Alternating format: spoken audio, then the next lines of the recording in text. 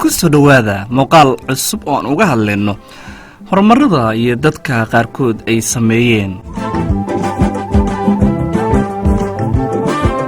maqaad media ayaad nagala socotaan.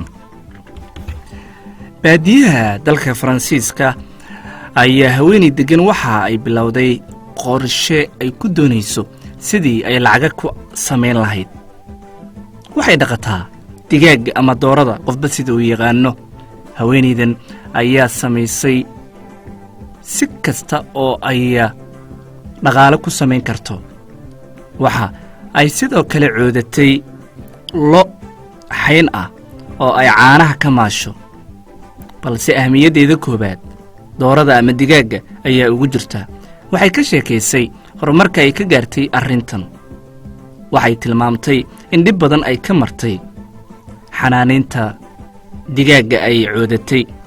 waxa ay mar kasta sheegtay in muhiimad gaar ay siinayso sidii ay nafteeda u horumarin lahayd.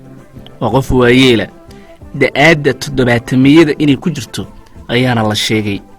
dadka Yurubta iyo reer galbeedka intiisa kaleba waxa la sheegaa inaysan da'da dhaqsi qabanin marka loo eego sida ay shaqooyinka ugu fudfudud yihiin.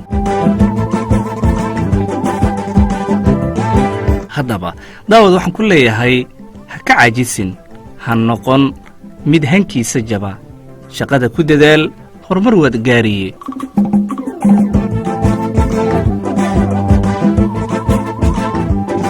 waad ku mahadsan tahay daawashada muuqaalkan. magacaygu waa xasan xayi. mahadsanideen.